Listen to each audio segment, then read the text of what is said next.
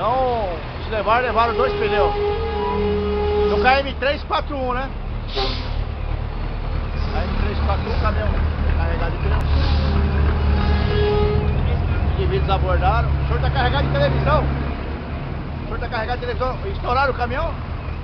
Estouraram. Mas não levaram. Não chegou a ver. No KM341 também? É 341, 344. É o bairro do Engano. Pelo menos depois já volta aí. Então o KM341, KM344, de divisa aí fazendo arrombamento aí, saqueamento das cargas, carga de televisão, carga de pneu. E a gente aí tem que dar o suporte aí aos colegas de trabalho aí, que tá pela rodovia, sujeito a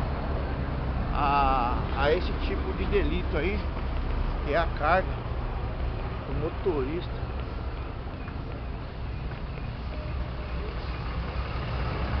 Os indivíduos já no posto rodoviário. Oi? Aí os indivíduos vêm, levam a carga. E os motoristas têm que parar aqui no posto rodoviário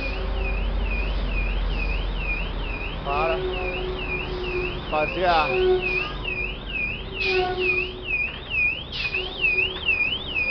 carga de tudo quanto é jeito.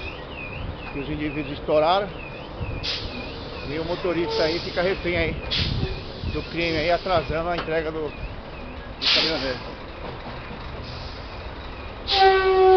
Veio lá que estourado.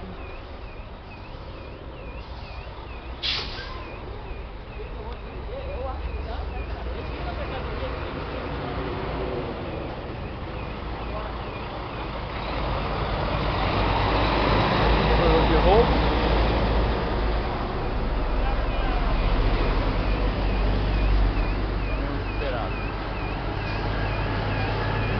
Não é fácil não, né, amigão? 344, 341